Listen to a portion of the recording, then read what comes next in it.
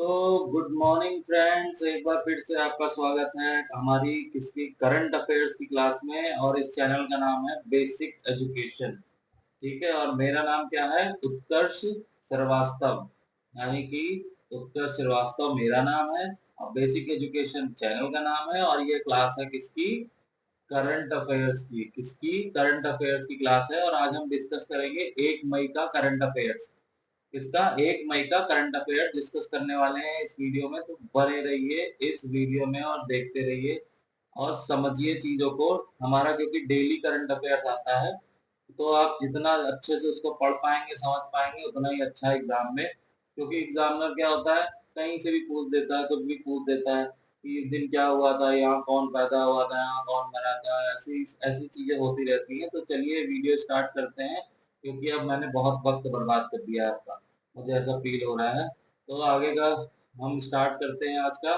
तो सबसे पहले स्टार्ट करते हैं, 1 मई को क्या मनाया गया था? अंतरराष्ट्रीय श्रम दिवस। क्या मनाया गया था?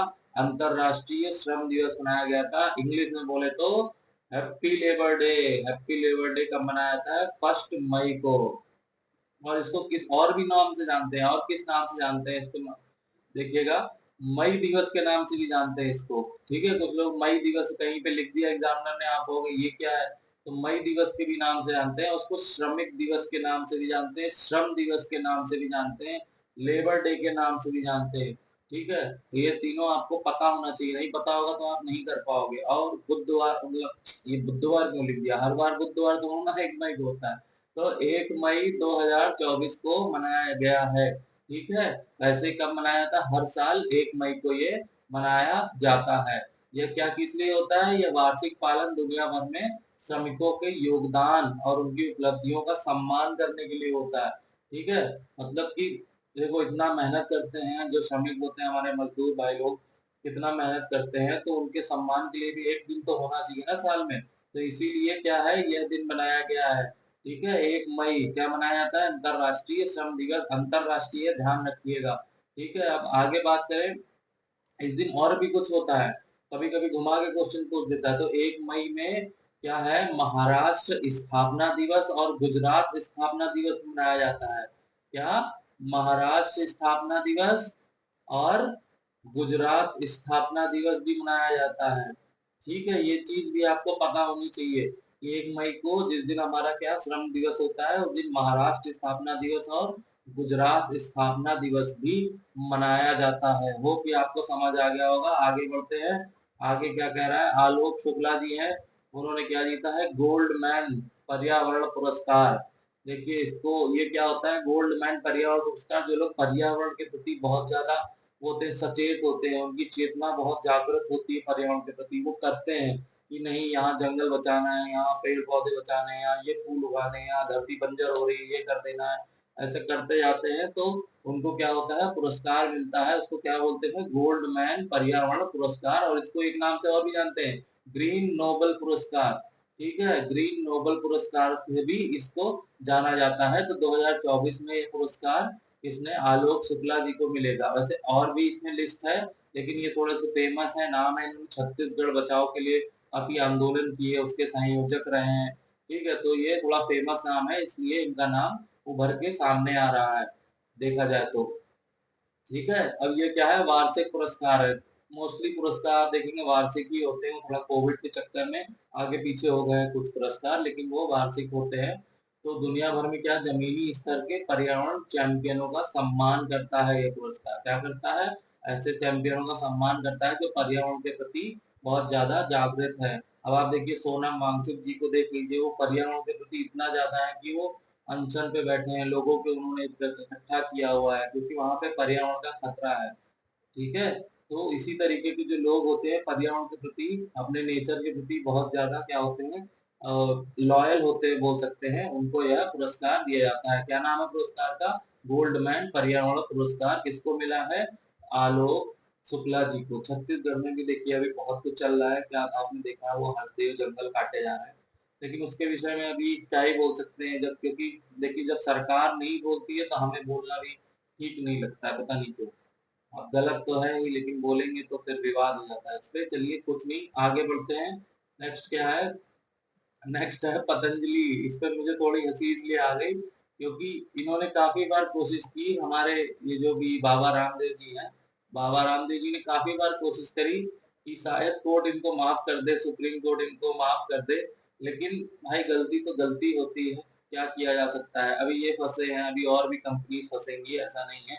कुछ लोग, क्योंकि मैंने देखा, बोल कह रहे हैं कि यही क्यों, बाकी ये कर रहे हैं वो कर रहे हैं, लेकिन उनका भी नंबर आएगा, धीरे धीरे करके नंबर आता है सबका।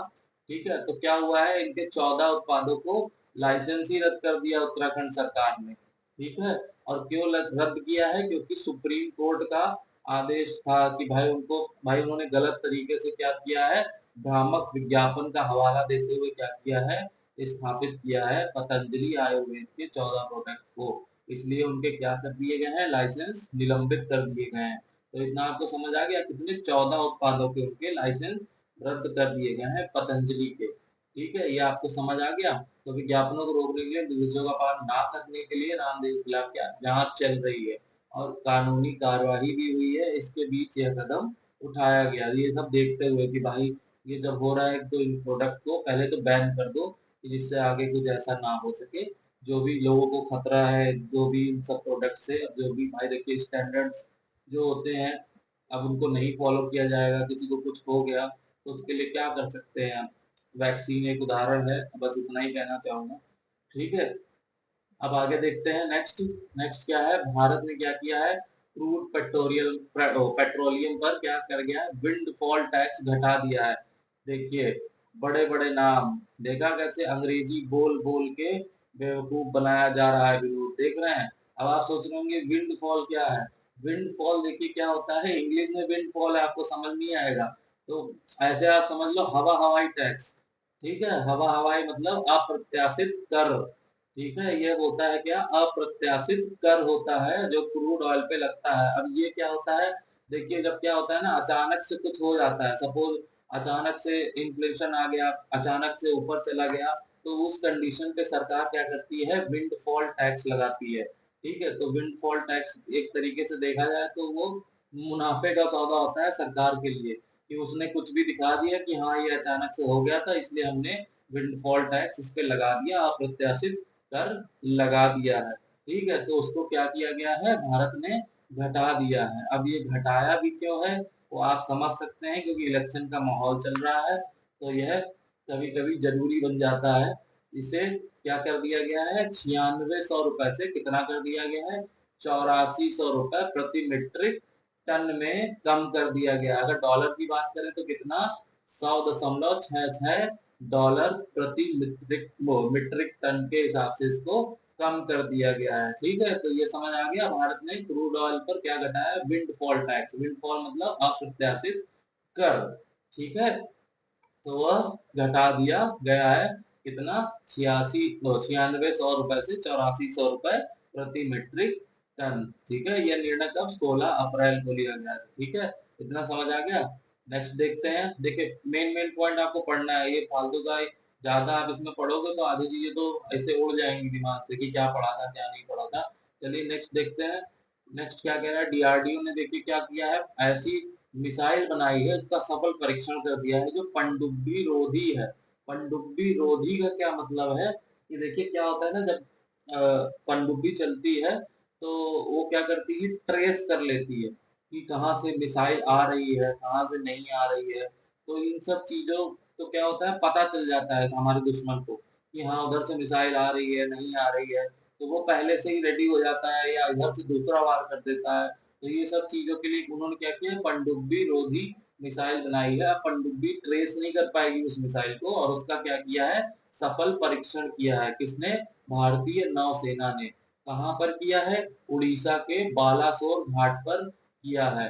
अब क्या, इस मिसाइल का क्या नाम है, स्मार्ट, स्मार्ट करके इसका शॉर्ट फॉर्म है, वैसे क्या बोलते हैं, supersonic missile assisted release of torpedo. ठीक है, ये क्या है, इसका नाम है, और शॉर्ट में स्मार्ट बोलते हैं इसको, इस मिसाइल को। यह क्या है, ये अगली पीढ़ी की मिसाइल। अगली पीढ़ी का मतलब कि जब जो आने वाली जनरेशन है उसके बाद, ये देखिए अभी स्टार्ट हो रही है, तो ये देखा जाए तो एक फ्यूचरिस्टिक मिसाइल के रूप में जानी जाएगी। ठीक है, इतना समझ आ गया। और किसने किया है? डीआरडीओ ने किया है। ठीक है, तो समझ आ गया होगा आपको, इसके मेन मेन पॉइंट इंपॉर्टेंट है। ठीक है, डीआरडीओ ने इसको बनाया है। इसका शॉर्ट फॉर्म क्या है? स्मार्ट है। कहाँ पर हुआ है? भारतीय नौसेना ने कहाँ पर किया है इसका परीक्षण? सफल उड़ीसा और उड़ीसा के बालासोर तट पर किया है। ठीक है, यही तीन चार चीजें आपको याद रखनी है। अब आगे बढ़ते हैं, नेक्स्ट क्या कह रहा है? नेक्स्ट है आरबीआई। आरबी ने क्या किया है? एनबीएफसी का लाइसेंस ही कैंसिल कर दिया है। एनबीएफसी क्या है? वो जो आपको आपको फोन में लोन वोन के ऐप नहीं दिखाते रहते हैं कि हाँ इतना आप इतना पाइए 2 मिनट में, इतना 2 लाख पाइए 2 मिनट में, ये सब वही है। उसी की वो लोग क्या करते हैं? थर्ड पार्टी ऐप बना बना के और ज्यादा टैक्स वो टैक्स करें इंटरेस्ट वसूलते हैं। कोई कोई कंपनी तो 45-45% टैक्स वसूलती है लोन देने के नाम पे। तो वैसे ही एक कंपनी है, कौन सी? एसमनी इंडिया प्राइवेट लिमिटेड करके। तो उसी ने उसी का लाइसेंस क्या किया है? रद्द कर दिया गया है, क्योंकि ये एनबीएफसी से क्या थी? लिस्टेड थी। ये कंपनी एनबीएफसी के अंडर लिस्टेड थी। तो इसका क्या कर दिया गया है? लाइसेंस रद्द कैंसिल कर दिया है आरबीआई ने। क्योंकि ये लोग क्या करते थे? अत्यधिक ब्याज शुल्क लेते थे। ग्राहक जानकारी की अपर्याप्त सुरक्षा के संबंध में भी किया गया है। तो ये सब चीजों को देखते हुए क्या किया है इन्होंने? ऐसी एप्स को बंद करने का निर्णय लिया है आरबीआई ने। कि जो मतलब देखिए क्या होता है कि पैसा ऐसी चीज है जो जितना ज्यादा देख के संभल के एक मैनेजमेंट के हिसाब से चले वही ठीक है। और ये लोग क्या करते हैं? इसका मिसयूज करते हैं। सरकार ने वो बोल दिया कि आप ऋण दे सकते हो, तो ये लोग उसका मिसयूज कर रहे हैं कि हम ही से लूट रहे हैं उल्टा जनता से। ठीक है, तो चलिए ये सब क्या बोले इसमें। अब मेन ये बात समझिए आज का, कि आरबीआई ने एनबीएफसी का लाइसेंस कैंसिल कर दिया है। उस कंपनी का क्या नाम था? SMD India private limited. और क्या करती थी? अत्यधिक ब्याज शुल्क और ग्राहक ग्राहक की जानकारी अपर्याप्त होना, ये सब चीजों के कारण उसका वो क्या कर दिया? लाइसेंस रद्द कर दिया है। आगे देखते हैं। आगे देखते हैं क्या है। भारत और यूरोप में क्या हुआ है? सहयोग हुआ है 6G को मजबूत करने के लिए।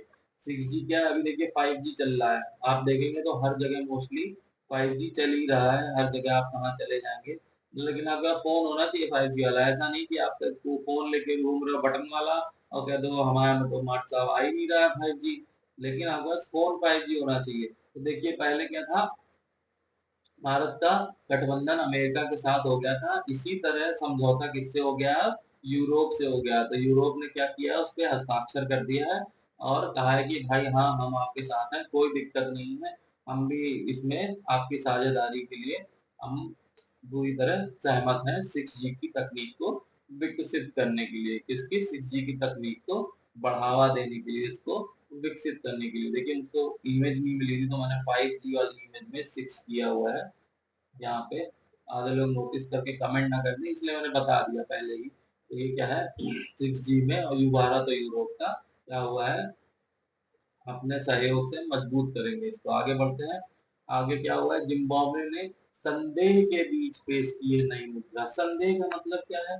देखो उनको डाउट था कि हम करें कि ना करें, करें कि ना करें, क्योंकि पता है जिम्बाब्वे में क्या हो रहा था? मुद्रा संकट चल रहा था। ठीक है, काफी टाइम से वहां पे मुद्रा संकट चल रहा था। तो इस बीच में उन्होंने करें कि ना करें, करें कि ना करके उन्होंने धीरे से कर दिया। उन्होंने क्या किया? नई मुद्रा लॉन्च कर दी है, जिसका नाम क्या है? GIG। GIG मतलब जिम्बाब्वे गोल्ड। GIG इसका नाम है। इसमें ये मेन पॉइंट है, अगर पूछेगा क्वेश्चन तो यहीं से पूछेगा इसकी इस मुद्रा का क्या नाम है। तो इसका क्या नाम है? GIG यानी जिम्बाब्वे गोल्ड। अब जिम्बाब्वे के स्वर्ण भंडार द्वारा समर्पित है। मतलब कि वहाँ क्या होता है कि जब नोट छपते हैं ना, तो उतना ही जितना सोना होता है उतना ही नोट छाप सकता है कोई देश। इस हिसाब से नोट छापे जाते हैं। तो इसने अभी क्या किया? इसका इलेक्ट्रॉनिक रूप पेश किया है। क्या इलेक्ट्रॉनिक रूप? मतलब दिखाया है कि हाँ ऐसा ऐसा नोट होगा, ऐसी करेंसी होगी, उसने लॉन्च की है। लेकिन अभी क्या होगा? अब इसको बैंक नोट और सिक्कों के रूप में जारी किया जाएगा, या कर किया गया है। हाँ, जारी कर दिया गया है। कर दिया गया का मतलब अभी प्रिंट हो रहा होगा, ऐसा नहीं है। तो ये आपका क्वेश्चन क्या है? मेन आपको ये याद रखना है इसका नाम क्या है, और इसने क्या किया? मुद्रा संकट के बीच इसको क्या किया है? मतलब संदेह के उसमें इसको जारी किया है। ठीक है, समझ आ गया। नेक्स्ट क्या है, नेक्स्ट देखते हैं। नेक्स्ट हमारी बात हो रही है किसकी, इसकी बात हो रही है पेरिस सेंट जर्मन। ये किसका झंडा है, पेरिस सेंट जर्मन क्या फुटबॉल क्लब, इसका क्या है, ये फ्लैग है। ठीक है, अब इन्होंने किया क्या है, देखिए इन्होंने 12वीं बार क्या फ्रेंच फुटबॉल लीग वन का खिताब जीता है। कितना, 12वीं बार। ये बहुत पॉइंट इंपॉर्टेंट है यहाँ पर कि कौन सी बार, 12वीं बार, यानी 12th time football league one का खिताब इन्होंने क्या किया है, जीते हैं ये। ठीक है, इस्कॉन Paris Saint Germain football club 2023-24 को लीग वन सीजन के चैंपियन के रूप में पुष्टि की गई है। ठीक है, अब इसमें क्या है, इसने पिछले 3 लगातार खिताब जीते हैं, कंटिन्यू कंटिन्यू कितने, 3 लगातार खिताब इसने जीते, और पिछले 10 वर्षों में उसने 8 खिताब लीग वन जीते हैं। कितने, 8 खिताब टोटल। ठीक है, और अपने करीबी प्रतिद्वंदी कौन थे इनके, मोनाको। इनके वो प्रतिद्वंदी कौन थे, मोनाको के लियोना क्लब से। लियोना क्लब क्या है, दूसरा है, जैसे ये है ना पेरिस सेंट जर्मनी क्लब, वो जर्मन क्लब, वैसे ही लियोना क्लब है। तो 3-2 से हारने के बाद क्या बन गए हैं, ये चैंपियन बन गए हैं। इससे 3-2 से हारने के बाद यह चैंपियन बन गए हैं। तो इसमें मेन पॉइंट अगर आप देखोगे तो इम्पोर्टेंट क्या है, पीएसजी ने क्या 12वीं बार जीता है, और क्या जीता है, फुटबॉल लीग वन। ये जरूर याद रखिएगा, हो सकता है यहीं पे वो खेला कर दे, वो लीग टू लिख दे या ऐसा कुछ लिख दे, तो आप कंफ्यूज हो जाओगे। तो आपको ये मेन पॉइंट याद रखने, 12वीं बार फुटबॉल लीग वन, और इसका पूरा नाम भी याद रखिएगा, पीएसजी लिखा हो तो Paris Saint Germain football club. ठीक है, और कितने से, 3-2 से हारने के बाद ये प्रतिद्वंदी कौन थे इनके, लियोना क्लब, लियोन क्लब थे उनके प्रतिद्वंदी थे। ठीक है, और पिछले 3 बार से ये लगातार खिताब जीत रहे हैं। तो ये इसके कुछ मेन मेन पॉइंट थे। अब आगे देखते हैं। न्यायमूर्ति दिनेश कुमार ने एसएटी के पीठासीन अधिकारी के रूप में कार्यभार संभाला है। देखिए न्यायमूर्ति दिनेश कुमार जी हैं, इसको आप ऐसे ही याद कर लीजिएगा, कुछ कुछ क्वेश्चन ऐसे ही होते हैं। तो एसएटी क्या है, एसएटी के पीठासीन अधिकारी के रूप में कार्यभार संभाला है। और न्यायमूर्ति क्या है, ये दिनेश कुमार कब संभाला है इन्होंने, 29 अप्रैल को इन्होंने अपना कार्यभार कार्यभार संभाला है पीठासीन अधिकारी के रूप में। ये क्या थे, अगर देखा जाए तो ये कार्यभार संभालने से पहले क्या थे, दिनेश कुमार कर्नाटक उच्च न्यायालय के मुख्य न्यायाधीश थे। ठीक है, ये एक मेन पॉइंट आप इसमें याद रख सकते हैं। इन्होंने कब पद संभाला है, 29 अप्रैल को संभाला है, कहाँ संभाला है, एसएटी के पीठासीन अधिकारी के रूप में। और किसने, दिनेश कुमार क्या है, न्यायमूर्ति।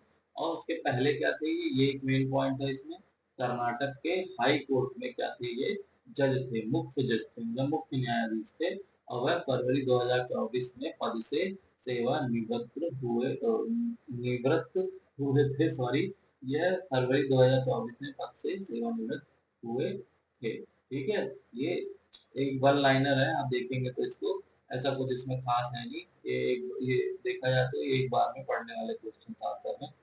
आगे देखते हैं, प्रसिद्ध पत्रकार क्या नाम है उनका, विनय वीर जी। ठीक है, विनय वीर जी का कितने वर्षीय हो गए थे, 72 वर्षीय आयु में उनका क्या हो गया, निधन हो गया। ये क्वेश्चन आए तो आप ऐसे ही मान सकते हैं, ऐसा कुछ नहीं है इसमें।